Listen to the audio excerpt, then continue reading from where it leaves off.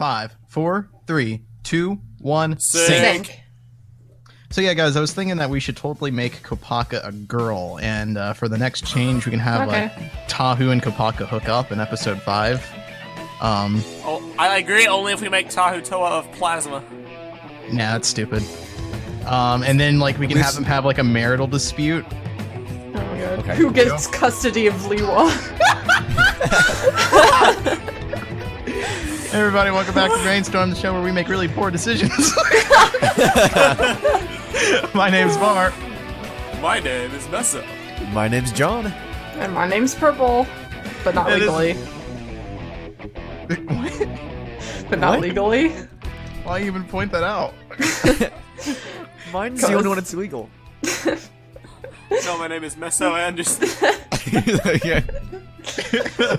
my mom was born, and his mom looked at him like, "That's a Messinac, all right. That baby looks just like Messinac." Gotta get back to the knack. Samurai knack. Washa! Alright guys, Oh my this is Brainstorm episode 9. We're not even to 10 episodes yet. Oh my gosh. That's pretty crazy. I mean, technically we pretty are. Technically we No, are. we're way more than Yeah, we're way more because we did. It took a G3 year in the stuff. podcast. Yeah, like there's like 50 episodes of G3 on the TTV podcast. I know. There's 50 episodes everyone hates on the TTV podcast as invested in this show. Pretty much. Yeah, That's okay. Is it though? No, but Oh my seriously though, I think Kopaka should definitely be in some kind of dispute with Tahu after they break up from their relationship. Right. And Tahu could have cheated on Kopaka with Gali. And Oh, snap. Oh yeah, no, and they should all speak Cold Spanish. snap. It'll be like a telenovela. Yes. I'd watch it. they all speak Spanish. It's so random. I love it. I really wish I still remembered high school Spanish because I just randomly start saying stuff right now. I can only think of French.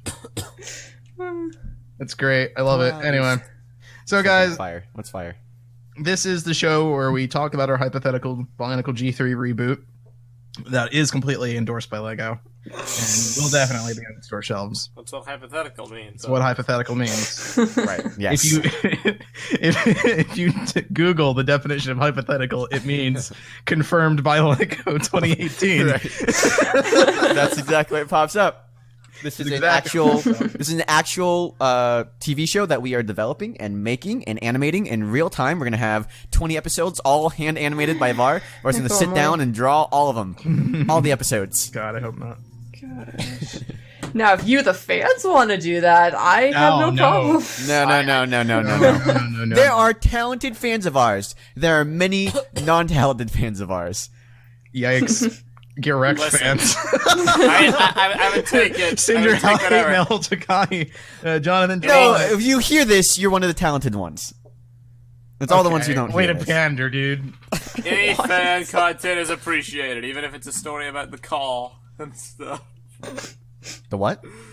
The call, all the fan made stuff, all the people call have gone stuff. wild. No. Yeah. Actually, that's a good thing that we should probably address, I think. Some of the fan submissions, I don't know if anyone's gone to the Brickonicle subforum on the TTB message boards People in a have while. gone wild. That thing has gone out of hand. It's gone way out of hand. There was a point in time where I was like, you know what? I'm gonna let these people have their fun and just kind of stretch it out a little bit, see what comes out of it. And then, about 400 posts later, I was like, oh no. People were Too really much. I gotta give credit to the passion of people.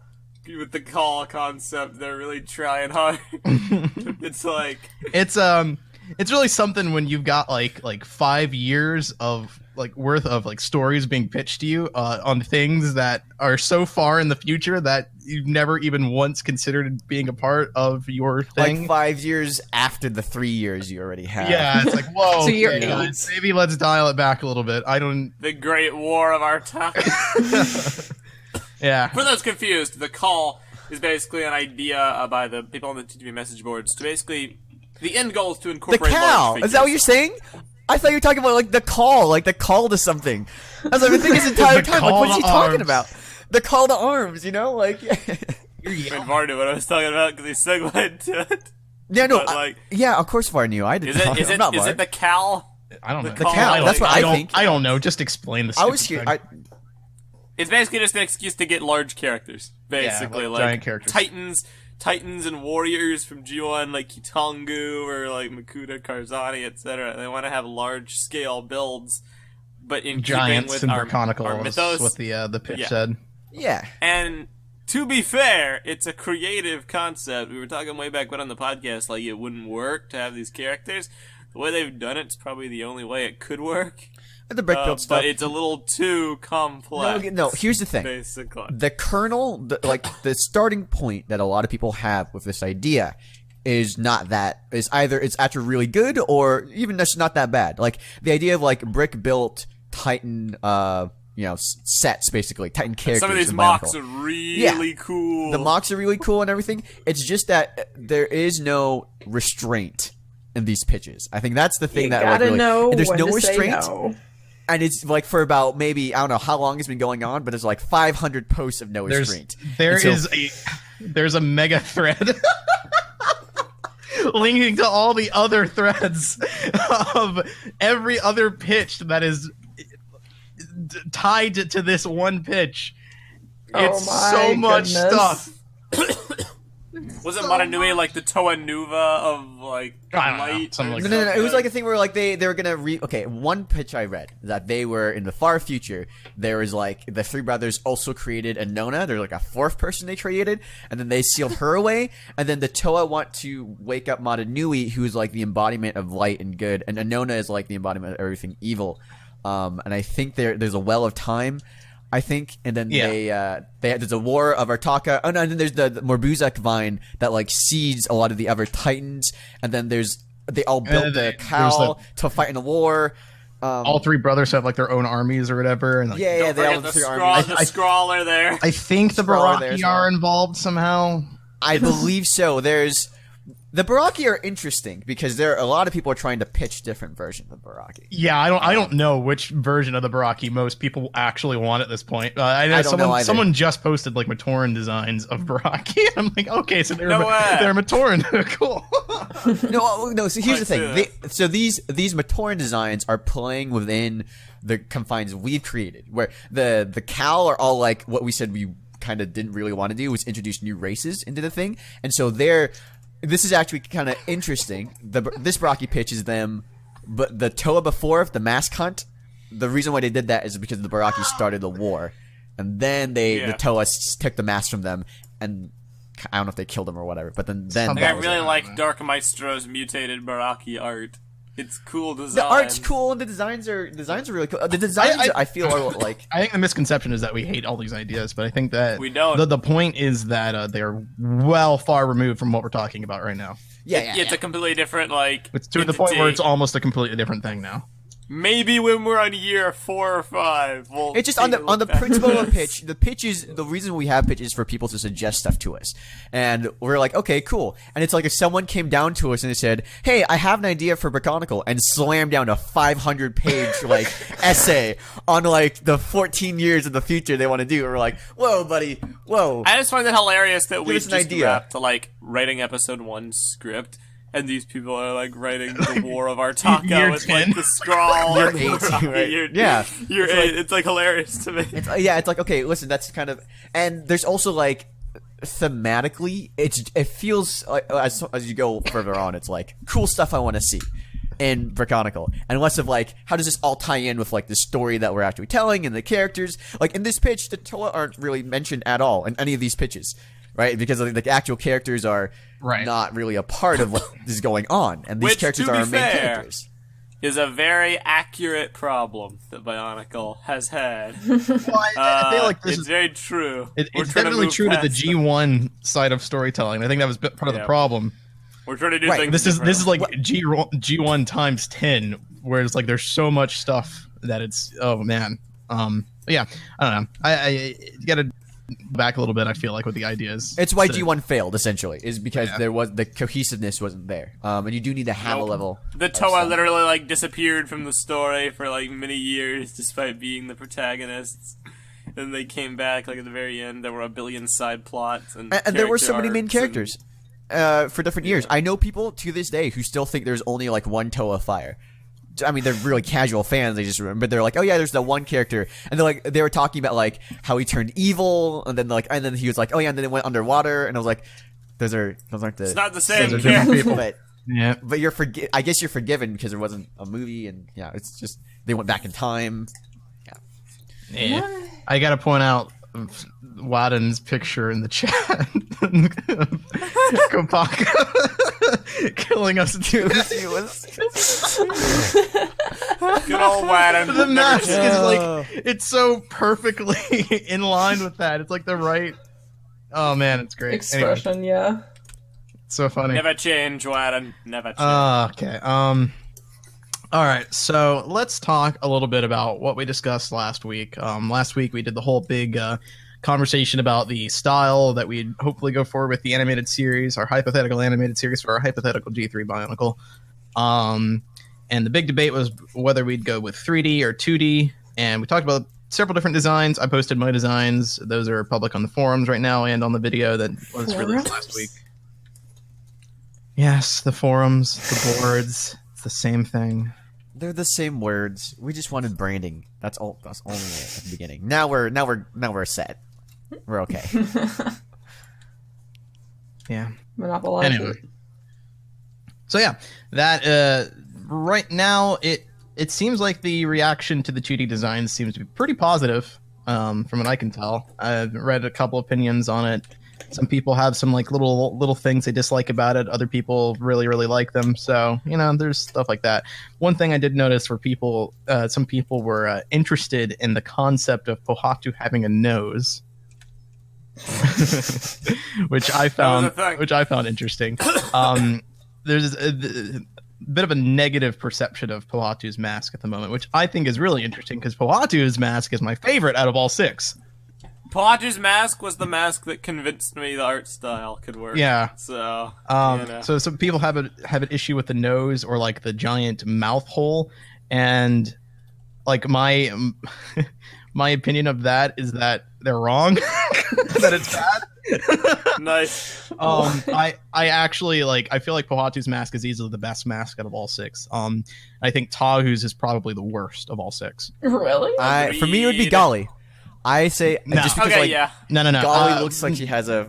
Sure, we can get ring into that around second. her head. The reason Tahu's is the worst out of all 6, and the reason why Pohatu's is the best out of all 6 is because Pohatu's actually works with the art style in terms of animating the character. So because the mouth is so large, the mouth hole is so large, because the eyes are the way, because he has a nose, animating expressions is going to be very, very simple and very easy, and his mask is going to be able to translate into having different facial expressions really simply. Meanwhile, with Tahu, because he's got so much complex geometry going on in his face and his weird nose mouth thing, and because his mouth hole is so small, it's really difficult to get him to make different expressions. Especially when it comes, I've been working on a couple of mask expressions. I'll post what I have real quick, actually. But things as simple as getting Tahu to yell, for instance, is difficult because of how small his mask is, the mouth hole for his mask. It doesn't give you a lot of room to work with. Whereas with Pohatu's, I think Pohatu's will be the easiest to translate into different expressions and motions and everything. So that's why I believe that Pohatu's is the best. And I feel like it's good to recognize a face in that character, for determining expression, for determining what's actually going on. For an audience, I feel like it'll be easier to relate to Pohatu as a character than it would be for Tahu, whose face is a bit more abstract. Permanently scowling. Yeah, unfortunately, yeah. I mean, that's the unfortunate reality of his mask is that he is kind of perpetually angry. Let's redesign. Make everybody mad. Let's make it look completely different. Yeah. I mean, I think I did an okay job of kind of giving him some raised eyebrows. Translating it? I think so. Yeah. So, and that middle upper row expression, I think I really liked that one, how that came out. So. Yeah, I really like those expressions. Oh my god. Oh boy. ZZ Nook. boy. Oh my god, his teeth. Problem solved? No, the problem is very much not solved. The problem is accentuated by a very large margin. Here's something I want to talk about recently, because I watched, after our discussion last week, I decided to sit down and watch several episodes of Samurai Jack, and I watched about a season's worth of episodes from the old season, and now I'm just starting the new season. The new season, of course, is more modern, and it has more modern animation techniques that we would be using. So, definitely they use a lot of the rig animation that we use, but they still have very engaging fight scenes. And that was the thing that I couldn't wrap my head around the last time, is how do you make really engaging, really well choreographed fight scenes without it being in 3D. Looking at Samurai Jack, and the new season of Samurai Jack especially has some really great ones. Here's something I was noticing about Samurai Jack, though, and how they have their models made out. They don't use outlines. And I was wondering if that is going to make things easier or harder for us if we're doing animations, if we go with the style we have now, where, obviously the outline and everything is drawn, as opposed to... Because, all right, basically, they're able to mimic a 3D effect, because if they have an arm, right, and you take your arm, you go from your side, and you point it towards the camera, what they do is that they essentially just make that shape, shorter and bigger, and then, as it comes towards the camera, and then they mimic, they'll have the hand, and the hand will change a little bit, and then the shape will, elongate out. So, if you're doing a punch, and you're punching, think of you're punching towards the camera, your arm, this long tube, is going to become a lot more wider and smaller as it's going towards the camera, quote unquote, and then it'll elongate. They're able to pull that off because they don't have outlines. I don't know if we have outlines, if that will be as simple. I don't believe the outline. I'm not really sure what the outlines has to do with that. Because Samurai Jack does have outlines. They're just colored outlines. They change the color of the outlines in post. If you watch how they construct the episode, you'll see that the animation actually starts off with outlines that they change after the fact. So, because I was wondering how they did that too while I was trying to figure out, because I don't know how you can even draw a character like in Samurai Jack without there being outlines, because it's hard to kind of wrap around how you make the shapes and everything. But it turns out, they use outlines. Yeah. As far as single pictures go, you just sketch it and then you outline the shape of the color and all that. Well, because if you operate, because all these drawings are being made through either Flash or Toon Boom. I'm pretty sure it seems like Samurai Jack is using Toon Boom from what I could tell. Yeah, I believe it's pretty similar. You can change the color of the outlines in the program itself. Right.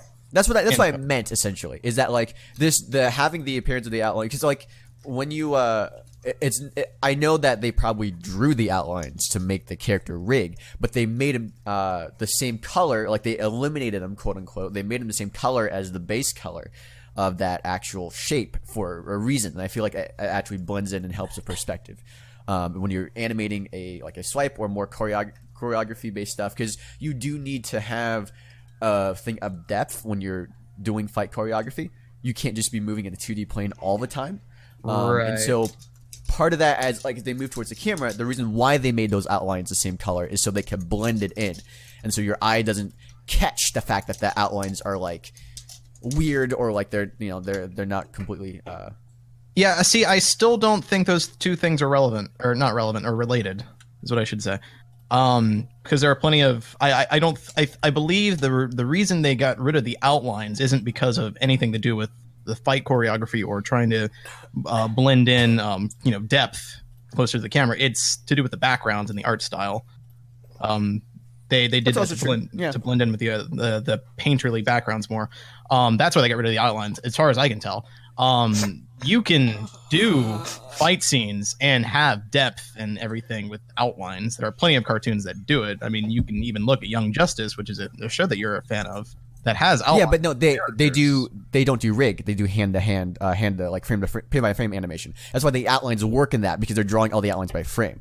The only thing I'm saying is, if we're going to use rig animation, we might consider doing what these people who have done rig animation have done, which has made it easier for it to look a certain way.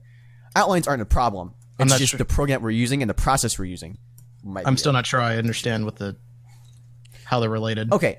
Can you do rigging animation if there are outlines on the drawing, or do you have to just draw all of those frame by frame?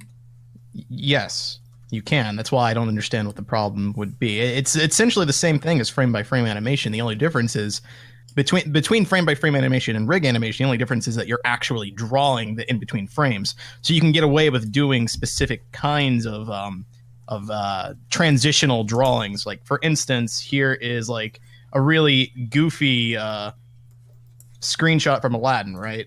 This is a really this is a really ridiculous screenshot of what that cartoon looks like in between keyframes. And they're able to do this because they drew it that way. It's meant to show that implied motion. Because it moves so fast, you don't actually see Aladdin's goofy face here, but you do see the motion that it causes there.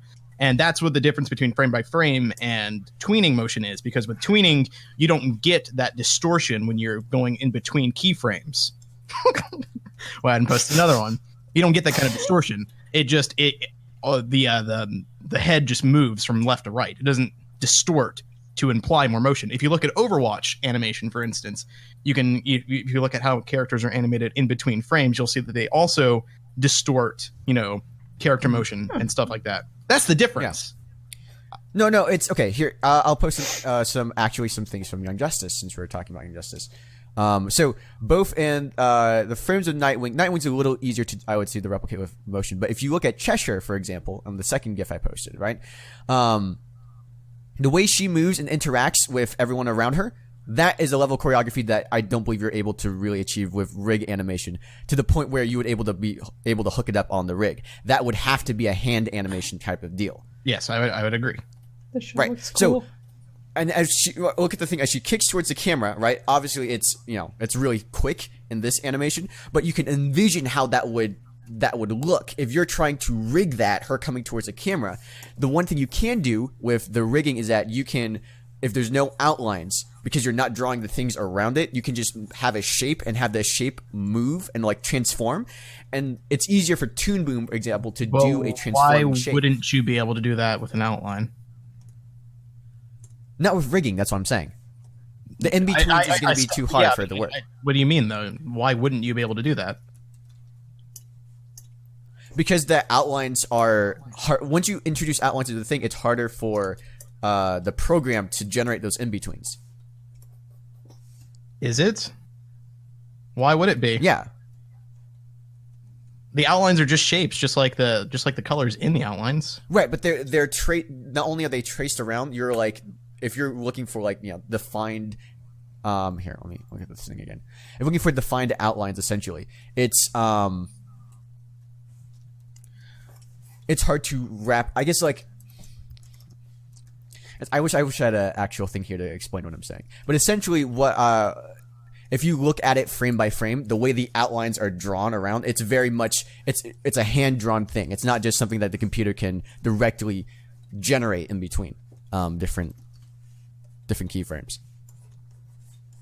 Computers can generate shapes, and they can generate how a shape transforms pretty easily.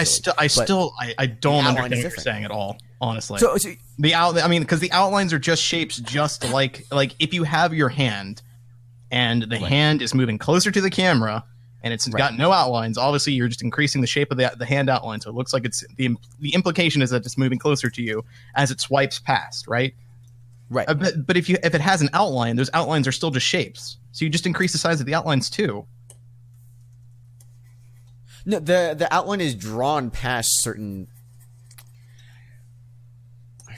Man, it's hard to describe without actual visuals. Essentially, all right, if you take that example of your hand as it's turning, if you think about how you would draw that hand, right? You're not just taking the outline. You're not just essentially doing a stroke around that object. You actually do have strokes going down, defining the fingers, defining everything, and as you turn your hand, that changes. Right. It's not. What I'm saying is that it's not a 3D. It's not a 3D model. Like in Ruby, for example, they have the outlines around 3D models, and the computer can generate that because it's a 3D model, and it can trace that. It can't do it with a 2D object. That's what I'm saying. I don't get it, man. It doesn't make any sense to me. What you're saying doesn't make any sense at all. I understand what he's saying. I just don't know how to put it into words. I mean, I feel like I understand what you're saying, and I feel like you're wrong.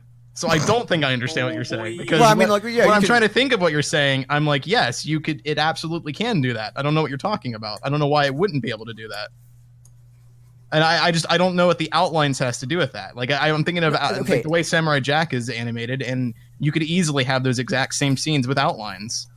I don't think the outline would have changed any of the depth that you're trying to describe. I don't think the outlines are related to the depth. It's okay. Think about like when you drew Tahu, right, and you're drawing him from the different angles. There are lines you include in that you can't, that the computer can't track. If you're doing a transitional thing where it's generating the in-betweens, it won't be able to generate the outlines and the different strokes. Well, yeah, you would need more keyframes for sure. Well, it's not just more keyframes though. It's like the actual like. It is. If you have another keyframe where there is a line and you get rid of that line in the next keyframe, it's going to get rid of the line in the in-betweens as well. So if you're tweening between those two keyframes, it will know to remove that line in the next shot.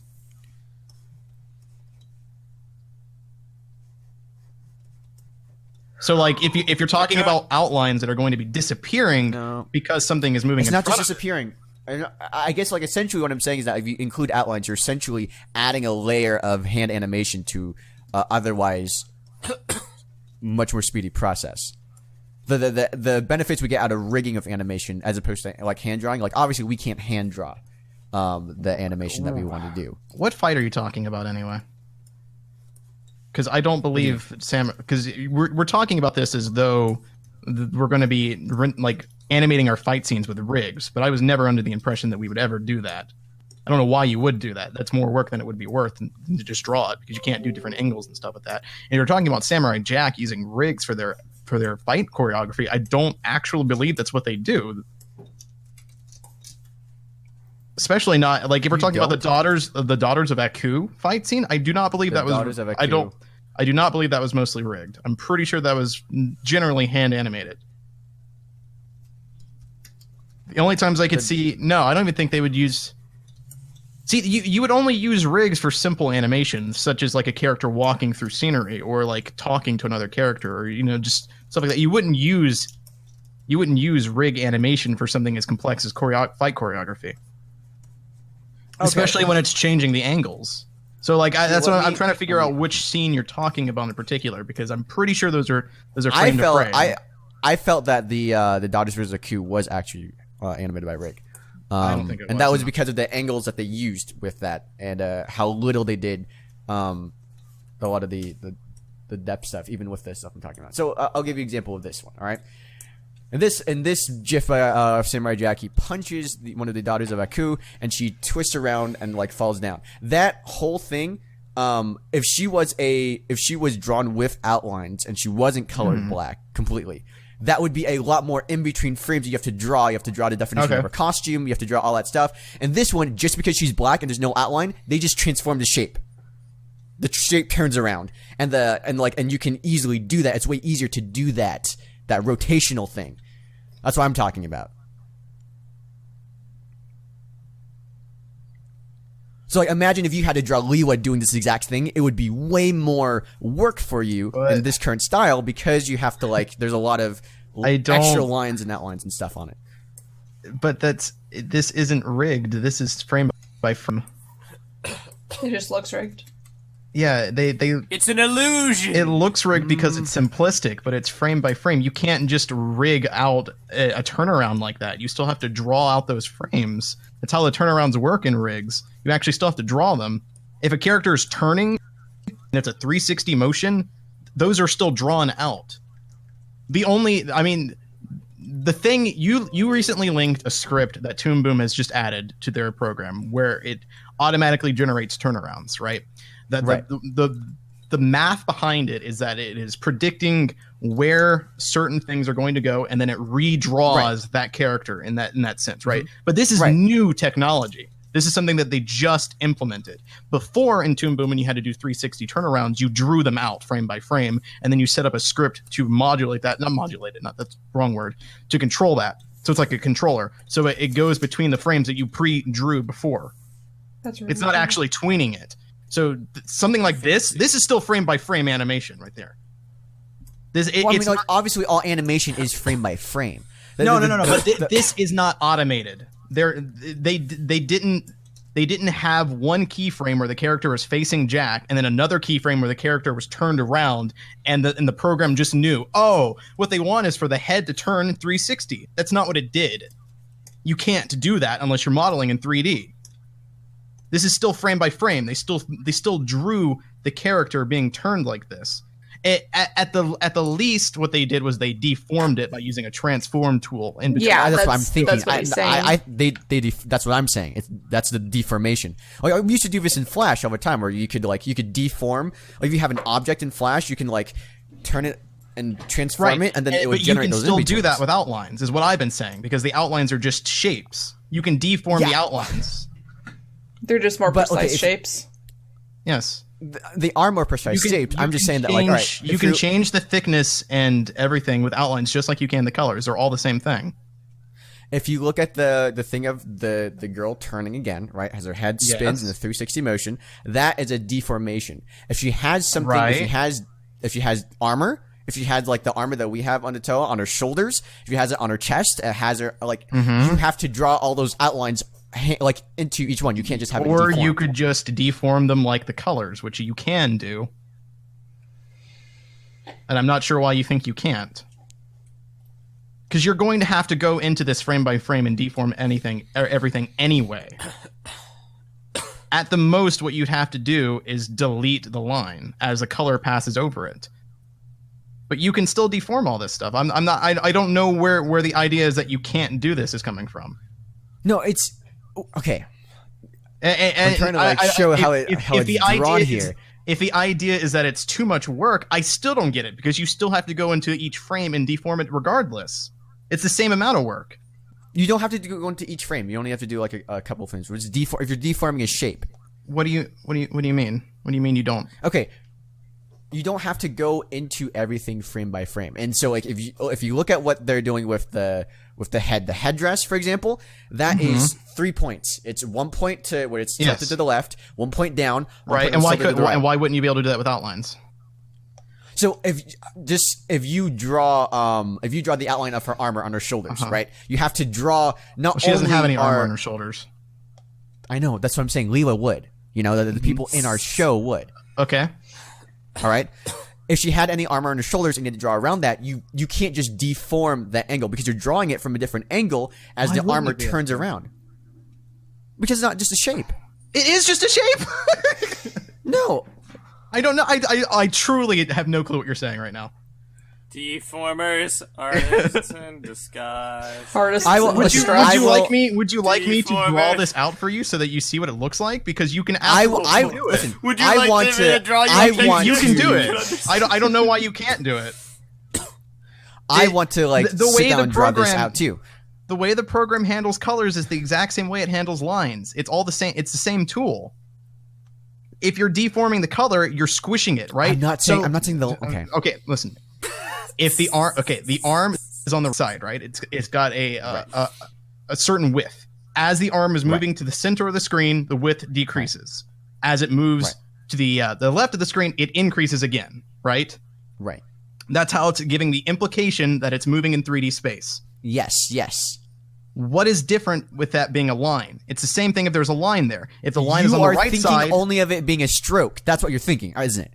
You're thinking of it being a stroke, and you're like, oh, it's the same shape. It's just the outline of the shape that changes. So why can't that deform? I'm not talking about a stroke around an object. I'm talking about the actual lines on the object.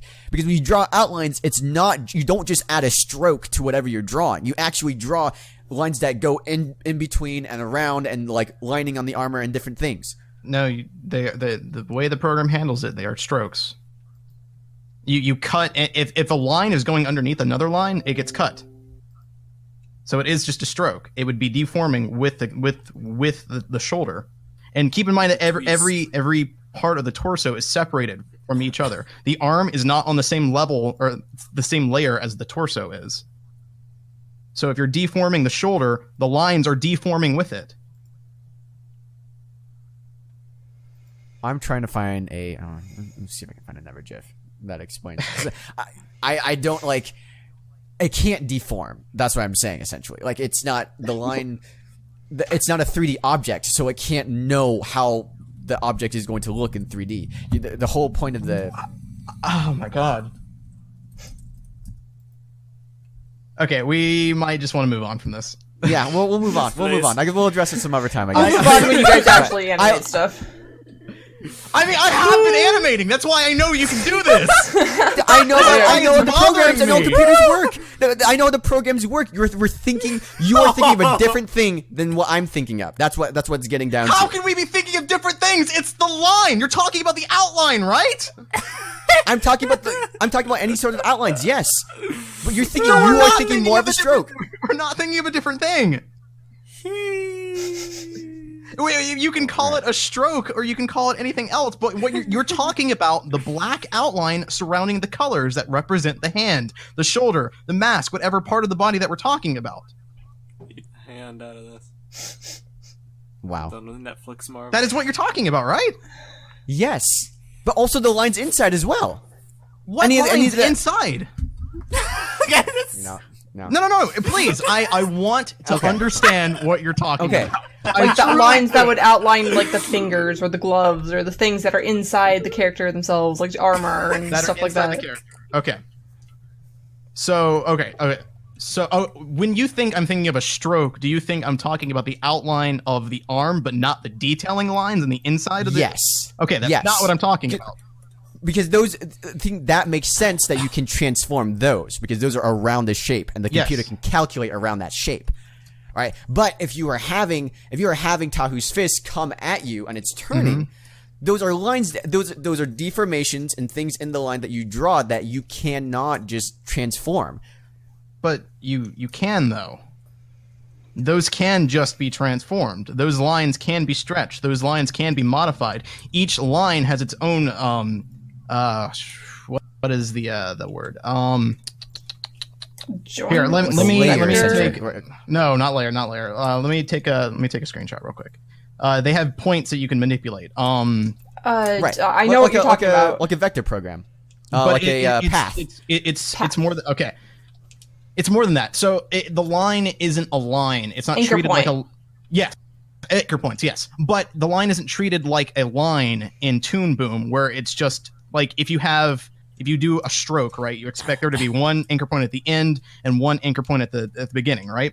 And then maybe an anchor point in the middle, right?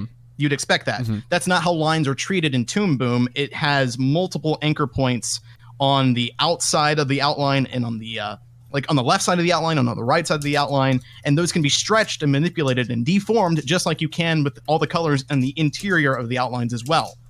The outlines are treated just like shapes, just like all the rest of the drawing. So you can deform those lines and manipulate how they translate on this 3D plane that you're talking about. The program knows how to work with those because they're just shapes like the rest of the rest of the character. Right, but like as like things. Shapes. Okay, what are you gonna say?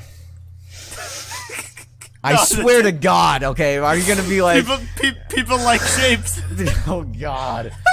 I give you. Listen, I'm willing to hear your opinion. I'm willing to hear your insight into what you were saying. What? It's like go on. Okay, all right. No, I'm saying that as you have a 3D, like you have a 3D plane in something, I understand, of course, that like lines can be vectors, like they can be strokes on a path, and they can be also manipulated and transformed as well. But it's not they aren't tracked onto a 3D object, right? So they don't know exactly what you're actually wanting to do. So you're still going into it. In this GIF, it is also not tracked on a 3D object. That's not how that's working.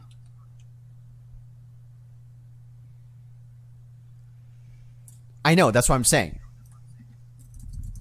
And the Samurai Jack GIF, right? It's not tracked in a 3D object. That's what I'm saying. Because it's shaped, and you can deform shapes a lot easier, and it's way easier to animate. You were saying that the lines were not being tracked on a 3D object, so now you're saying something else. So, okay, sure. All right. I'm saying they're both part of the same thing. If we're going to acknowledge that those two are the same thing, then cool. Continue. Yeah, I mean that's my point. What you're saying is the point I'm getting at is that even though you can deform them, they're not on a 3D object. So when you're doing 3D transformations with them, or things that are made to look 3D, it's gonna be way harder to do it because you have these lines you need to deform, and then you have these outlines you need to deform. And when the head turns to Samurai Jack, that is one shape transformation. That's 3 points, and the computer can track that. It's way harder with lines. That's what I'm saying. Right. So yeah, they were able to cut corners because it was all solid black. Okay. Right. So in terms of animating this Bionicle TV show, then the point you're getting at is that the art style that we currently have means we aren't going to be able to cut corners in the exact same way that Samurai Jack did in this fight scene. I'm saying that, like, if you're thinking about how we're doing the show and we want to try rig animation instead of hand animation, we should also think about all the limitations that come with rig animation and what can make that easier. Right, that can which make is it easier. Why I had said last week that it'd be a combination of the two. Because you shouldn't be doing fight choreography with just rig animation. That's a really bad idea. Yeah. It's just not going to work. You should be using rig animation for simple animation like walk cycles or talking, communicating with characters, or going on a 2D plane. Rig animation's only for 2D plane. That's why I was talking about why rig animations don't work, or why I prefer frame by frame animation before, is because it's better for certain types of animation. So if you're going to combine the two, it works. If you're only going to work with a rig animation, you're not going to be able to do what you want to do. And it can work if you're going to go, like, someone mentioned Templar Studios in the chat, which is a good example of a studio that was able to work around the limitations of rig animation, because what they did in, like, fight scenes, for instance, where they didn't do frame-by-frame animation, is that they made different keyframes where characters were doing different things, and they set up different bone tools between those. They didn't set up a rig for each character, but they set up bone tools on each keyframe. So, like, you can have, like, a shot of Anua leaping into the air at like a quarter view and slightly move his arm up or something, but it's still a still frame, but they give the implication that he's moving because there's action lines in the background and the arm is moving. Prpl does the same thing for hair animations. Exactly. A bit with her rigging. Spoiler alert, I make animations.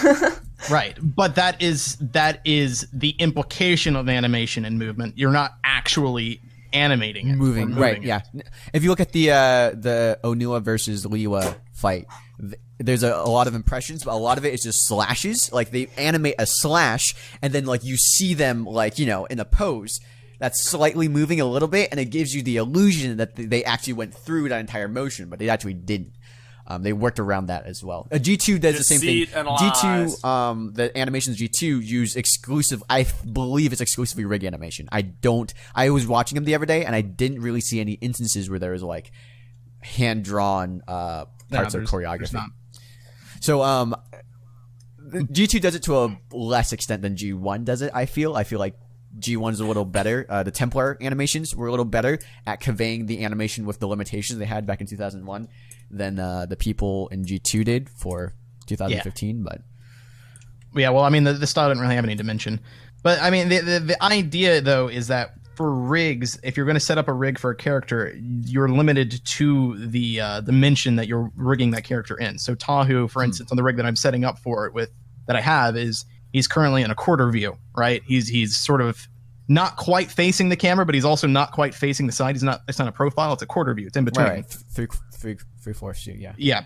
So that rig can only be used for animations in that quarter view.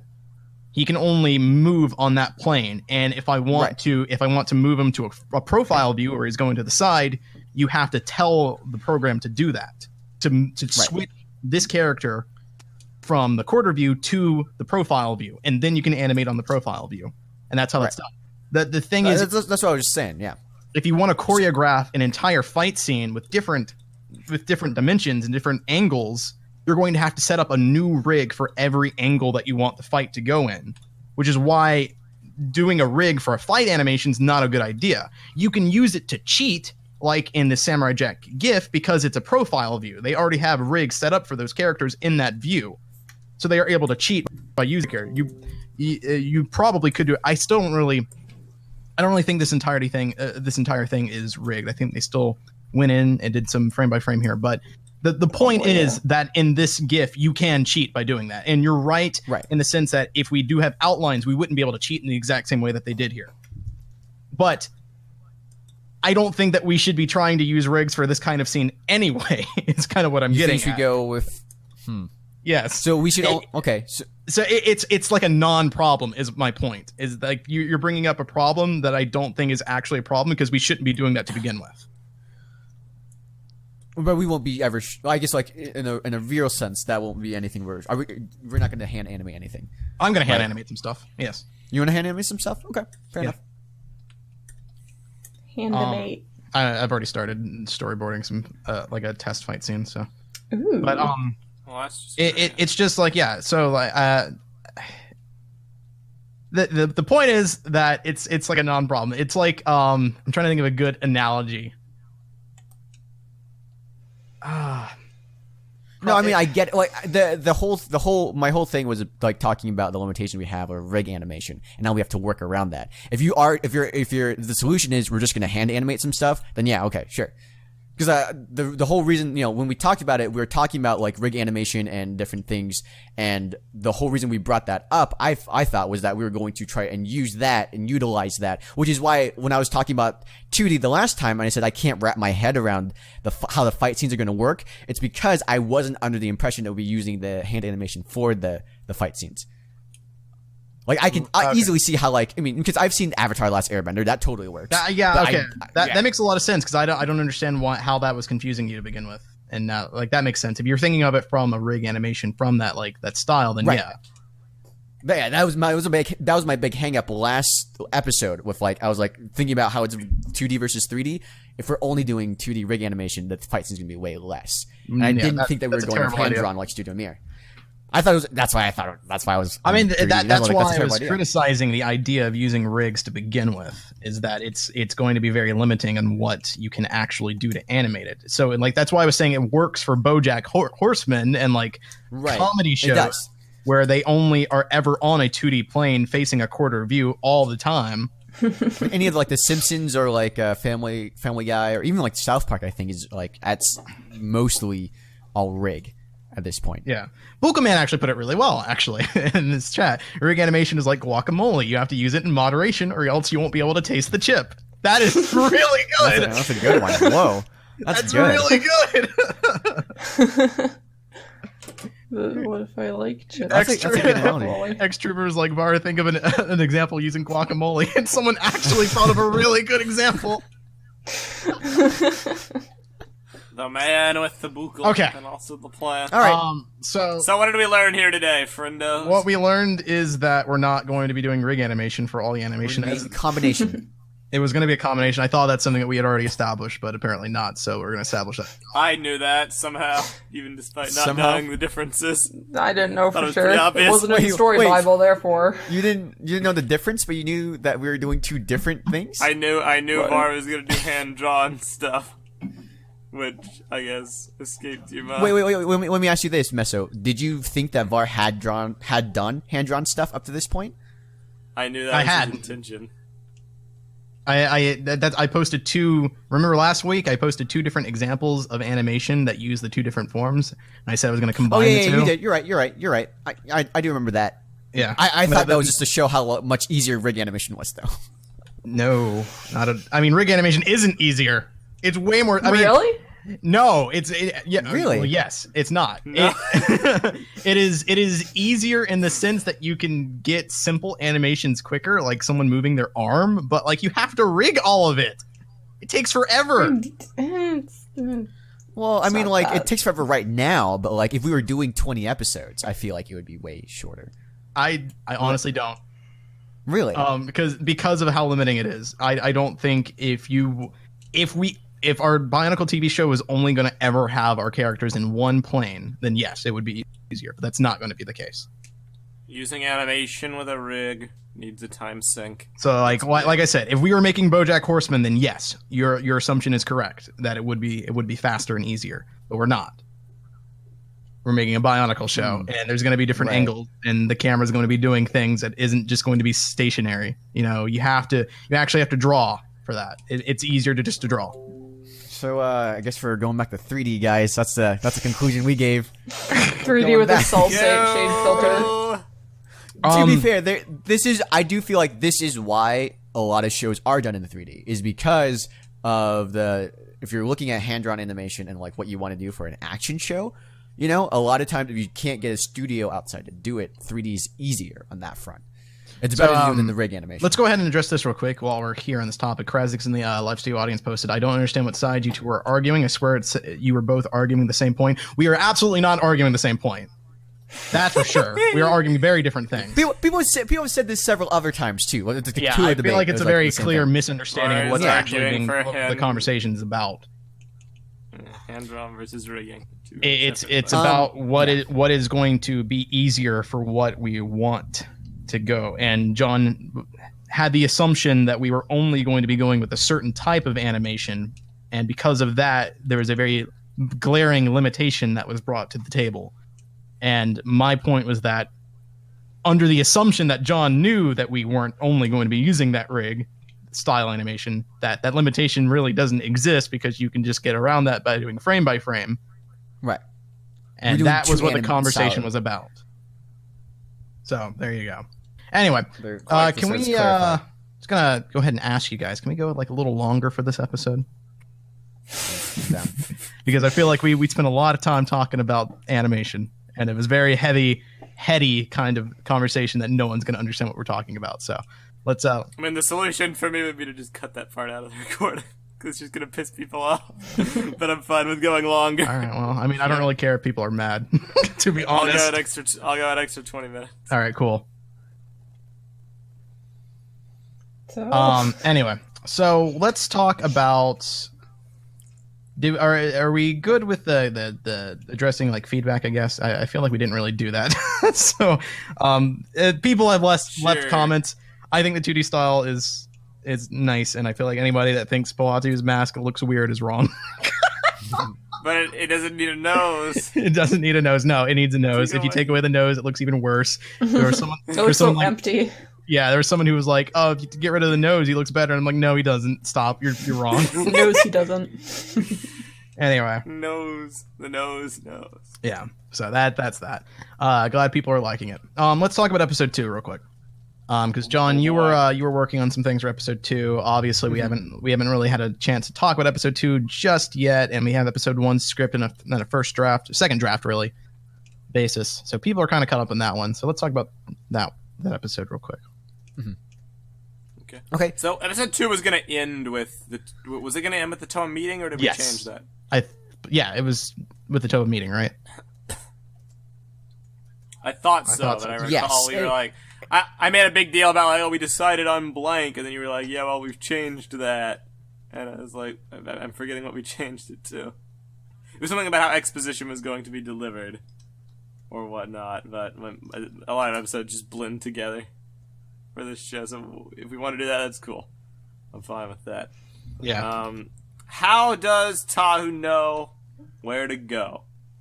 Does he get a vision? Where to go in terms of... To meet the Toa. Oh, he talks with Iker. Cool. Yeah. And he's like, go here. Yeah, he literally has a conversation with Iker. That's where we're going to get the voice of Iker, so it's going to become clear that Iker is the one who's doing the narrating at the intro. Iker.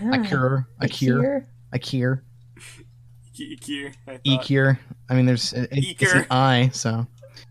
Stop arguing with people in the Patreon chat and focus. If you didn't want arguments, don't debate it. No, I'm just like, you just aren't getting it. There's still not like... He looks like a bird. Very ugly bird. You the man with the plan. All right, so talk about episode 2, Don. So you were the one working on the script. All right. Yeah, so I'm working on the script for episode 2. Essentially, the outline is going to be a pretty definitive in terms of what's going to happen. My only thing right now is that we've actually gotten past a lot of the initial plot that we wanted to get past in episode 1. And I'm thinking, like, if we want to move the goalpost for that a little bit, or move when things happen. Here's the thing about episode 2, right? Our original outline is that in the whole 40-minute episode, Fire Spitters attack, Taku goes to the council, They say, no, we're not going to fight him. He gets angry. He drives his fire spitters out of the mountain. He goes back. They say, you're banished because they killed the Ice King. He goes, he finds Akir. Akir turns him into Tahu. Then he meets up with the Evertoa. That's our outline. Here's the issue. For episode 2, episode 1, we end after Tahu's been banished. Episode 2, we have 2 beats. Tahu finds Akir, becomes Tahu.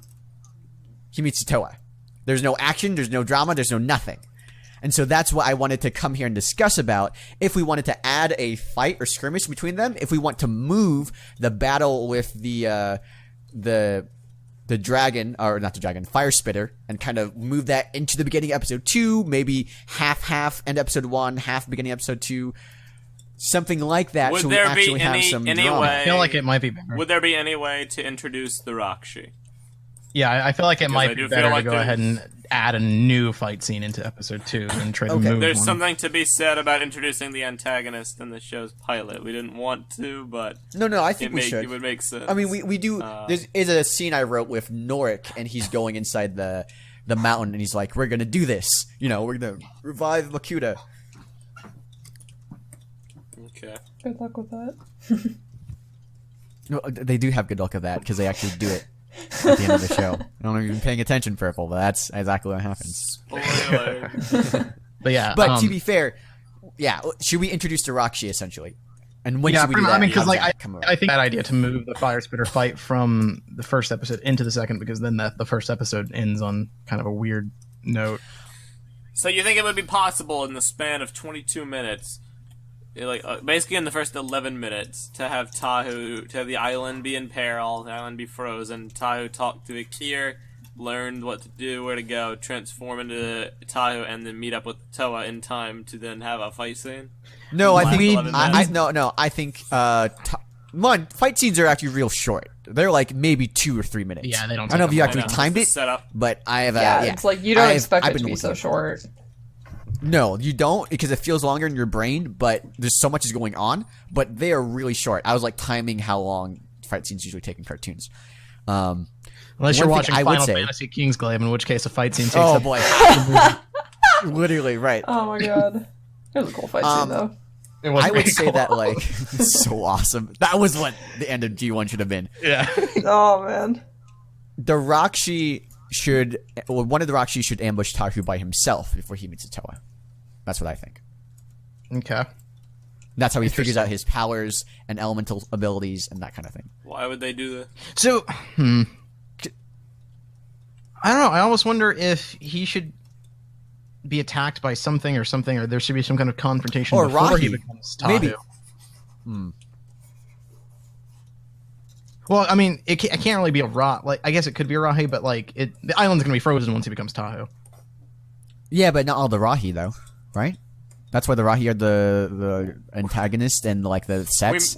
We mentioned that a while ago. We can never figure out a good reason for. Yeah, I said that there would be a pulse of unfrozenness where the Mask of Time would be, and that's where the Rahi. If there is a Rahi in the vicinity of it, it would be unfrozen there. But. Well, okay, so I figured out why a long time ago, but then we retconned part of that, so I don't know if that explanation still stands. Initially, the whole deal was that they were going to bring the Nuva symbols together. Remember those? They were going to bring the Nuva symbol together, and the reason why is that the Mask of Time would they would freeze everything. The Nuva symbols are how all the Matoran are connected to their element, and so it would freeze every single Matoran except for the ones that didn't have an element. Okay. So no Rakshi, no anything, just the Matoran were frozen. And I guess you could say that the villages too, because that's where the Nuva... Wait, so the Rahi don't have elements? They're not elemental creatures. No, I mean, they can have elemental, attack. I mean, we have, the fire spitters aren't, elemental, things. They're just, creatures. They just live in, a fire region and have fire-related abilities. Yeah. Like a dragon, if there's, a dragon, for example, it doesn't mean it's an elemental fire dragon. It just breathes fire, Yeah, but I kind of figured that was all kind of part of the point, is that the region and its elements are the power of the elemental god flows through the region and its inhabitants. That's the whole the idea, right? So a fire spitter breathes fire because it's a fire spitter in the region of Mungai. That Rahi wouldn't be as strong outside of Mungai. I think they would still be able to breathe fire. Sure. just like how a Matoran can still use fire powers, but the further they get from their region, the less in tune they have with their abilities. From a blaze to a spark. Yeah. Ultimately, that could be how you defeat the fire spitters. Is that they end up leaving their region so far into Ihu that they can no longer use their fire powers. Honestly, they're just in the situation where everything's ice, and so it's a lot harder for them to breathe. But that's not related to the elements. Although, to be fair, I mean, I guess so. I'm not like basically what I'm saying is that in my initial pitch, no, the Rahi were not connected to the elements the same way the Matoran were. The Matoran were elemental, like, the Nuva symbols were to give the elemental powers to the Matoran, essentially. And the elemental god could just, but like, they don't freeze the elemental god, obviously, they just freeze the symbol. The Mask of Time freezes the symbol. The symbol's what controls the Matoran. Okay. But well, fair enough. There's not even any point in debating that anyway. Yeah, there's no point in debating it because we're not doing it. I don't know why. Yeah, you're right. We'll cut it. So, but what do we have now? What does the freezing look like now? Even still, we can still say. I was never concerned about having Rahi be anywhere other than the Mask of Time fragments. So. Yeah, it's just a matter of find one kind of soon. We want him to find a Mask of Time fragment in the first episode. Maybe he doesn't know where it is or what. No. We do have to set up for the rest of the season. Yeah. What if he remembers later on there was a Rahi here, but it shouldn't have been there. Oh, I wonder if there was a Mask of Time fragment nearby. That's a good point. So yeah, he fights the Rahi there. And by complete happenstance. Yeah, and then he leaves, and it's later out, and he's just like, "Oh, wait a minute, we should go back there." That's where it is. That makes a lot of sense. Okay. I like that. Right.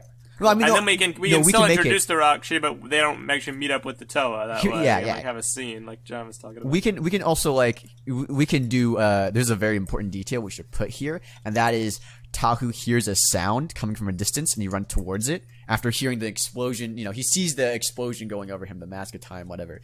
Then he sees he hears a sound, and he runs towards it, and that's just to establish that it's not just he just happened to be walking in the one place that the fragment landed, and it just around him it happens. But he hears a sound because the only thing that is able to move is making a sound in the distance, and he's like, "What's that? I'm gonna go check it out." And he goes there. Totally. Okay. Anyhow, just a little, yeah. That's actually a good idea, Meso. I think that's really good. And he can that way he can. Yeah, that way. I've always wondered how are they gonna find the Mask of Time fragments, and we've talked about looking for terrain and stuff, but looking for sentient life is also a thing. It's actually you could say he could find later on they'll find the Rahi frozen, and then someone will mention all the creatures, everything in this island's frozen, and Tahu's like, that's not true. Actually, I fought a Rahi not too far from here, and they're like, what? That shouldn't happen. And they go there, and it's like, oh, it turns out there's a Mask of Time fragment here the entire time. And yes, they're told they speak with their elemental gods when they become the Toa. Right. They're like, hey, go here. Yeah. You need to meet your friend. Yeah. Okay. So that's good. So okay. So is it turn? I guess it would be Tahu, yeah, not Narmoto, that fights the Rahi. But where's the timeline then? So does he speak with Iker for? Oh, okay, yeah, that works. Okay, he speaks with Iker. Yeah. Iker tells him to go on his journey to meet with the Toa, and during that journey is when he hears the noise. Right. Total. Okay. And Iker could be there's somewhere in this region, and Tahu hears a noise and thinks it's a Toa, runs towards it, and it's the Rahi. Indeed. Would all the Toa be in the region though? No. He would be making his way out of the region, is the border of Bangai essentially. Okay. Yeah. He's making his way out, and he hears something, and he's like, "Oh, is that the others?" And he goes towards him, and then it turns out it's just That's good. I like it. Yeah. Okay. So he fights the Rahi. Does he defeat the Rahi, or does he just gonna run off? No, it does not run off. He defeats it. He knocks it out. If it runs off, it'll be frozen. So he needs to knock it out, knock it out essentially, it hits its head on a rock. Ow. Like a bull, Cain-Ra bull or something that will charge at him, and then he'll jump out of the way, or distract it with fire, and then they'll run into a rock and kind of pass out, or a tree or something. I don't know. Cool. We can do a Cain-Ra. Why the heck not? Yeah. Sure. I'll I guess it doesn't. On those. Doesn't necessarily matter what the Rahi is. Just think of a cool concept. What would you want the fight to look like? So like you said you wanted him to it to look like he's dodging things, right? Yeah.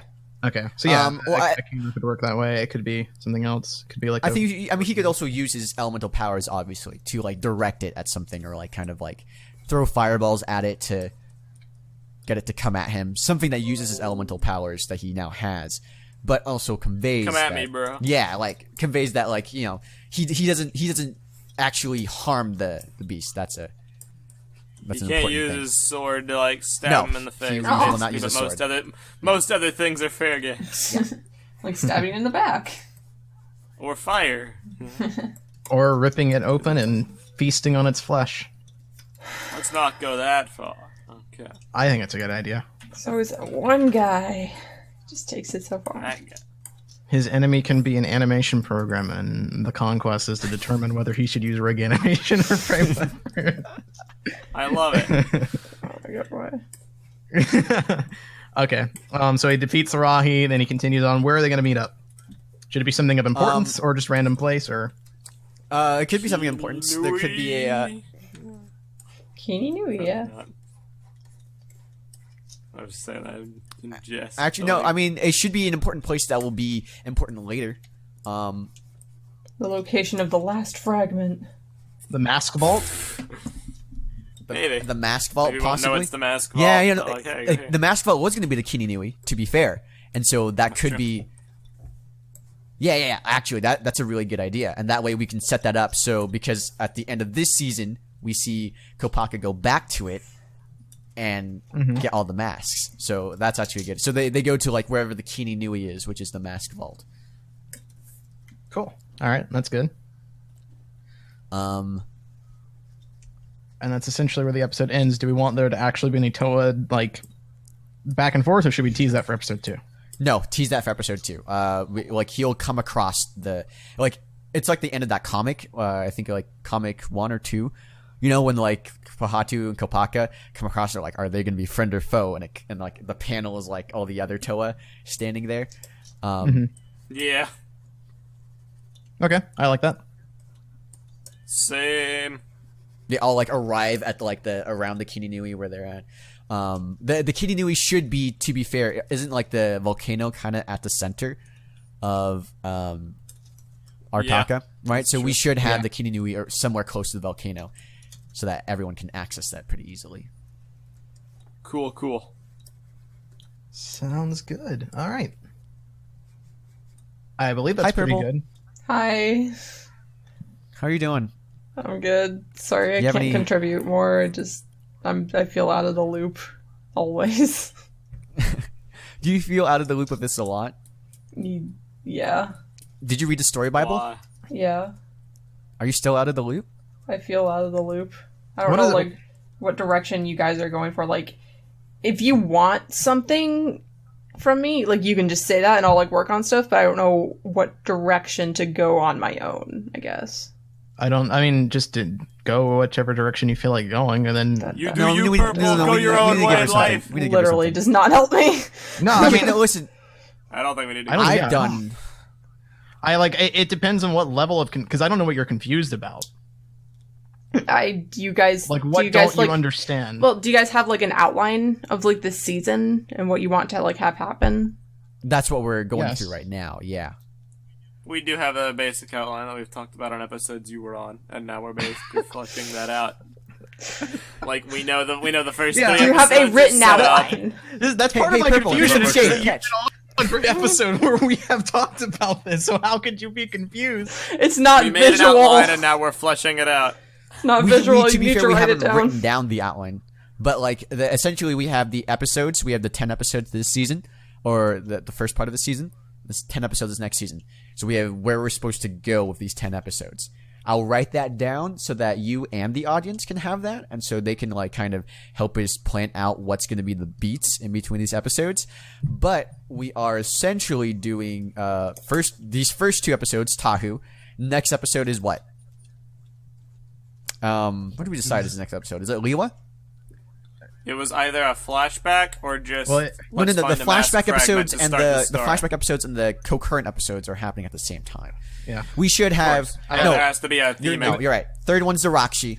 Third one is the Toa meet the Rachi. Fourth one is Leela. Fifth one is them finding another fragment. Sixth one is Gali, I think. Gali was later on. Leela's could be integrated with them meeting the Rachi because of Iruni. Yeah, right. I think it should. And then 7 is going to be 7. I think 7 and 8 are going to be current story ones. 9 is going to be Norik's story, and then 10 is going to be no. Sorry, I'm stupid. 7 is current day. 8's Norik. 9 and 10 is the finale. Indeed. 2-parter finale. Fighting Chen Krom. Yup. So you get any of that, Prpl? Write it down and I will. Chen Krom. Jesus. Listen, man. I'm a visual person. It's not actually Chen Krom. I don't even know. Okay, but Chen Krom's not till season 2. Just for clarification, wouldn't be Chen Krom. Wait, what? What?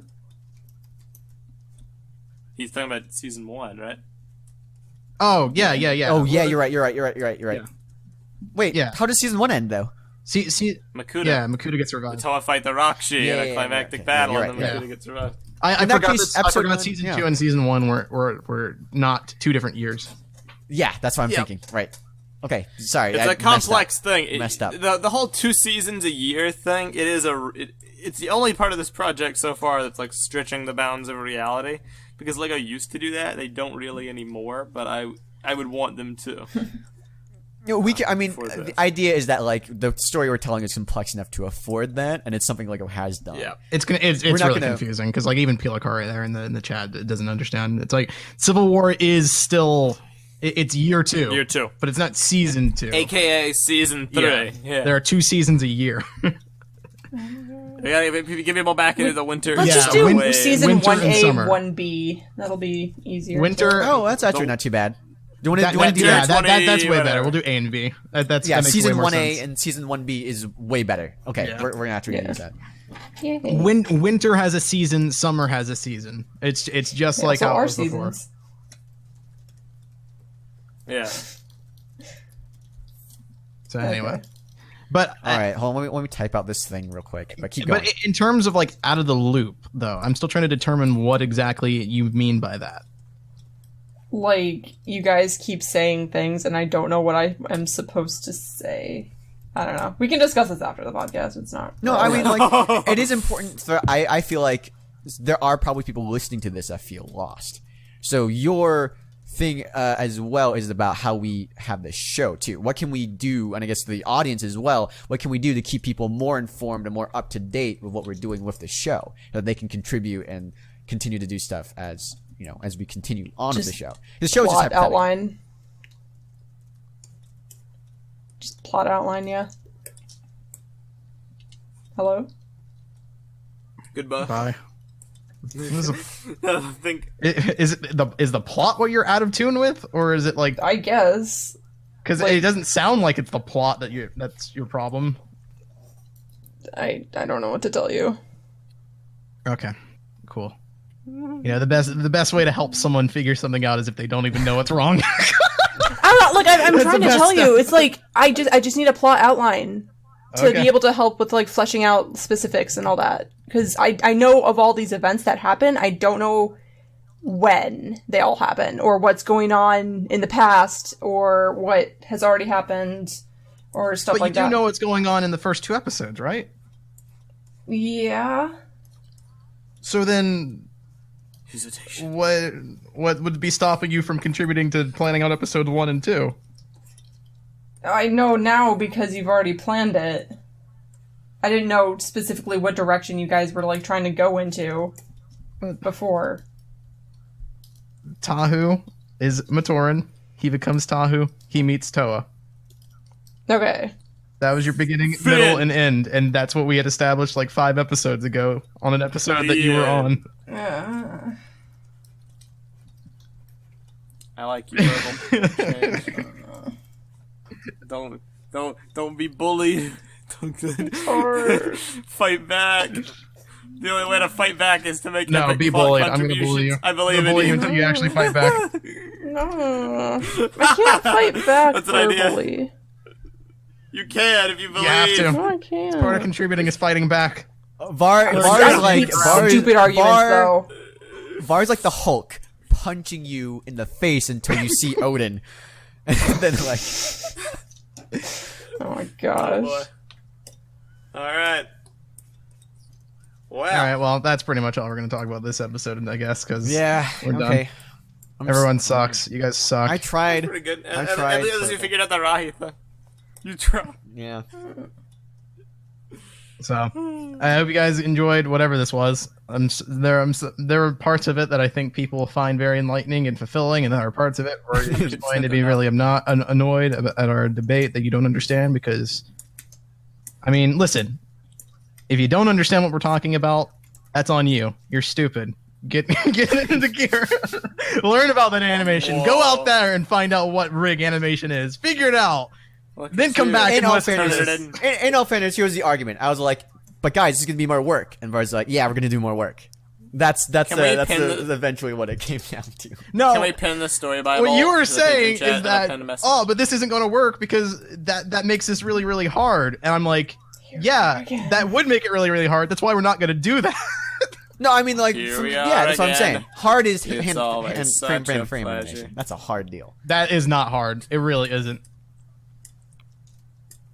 Figuring out how to rig up a character is hard. Just drawing it is easy. Yeah, I mean, well, listen, because you didn't have to learn how to draw.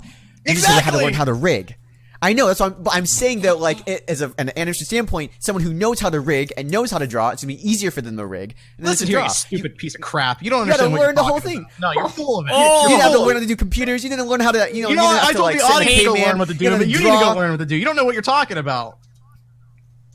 Hey, friend, you don't even know that we're talking about 2D and not 3D, you freaking chump.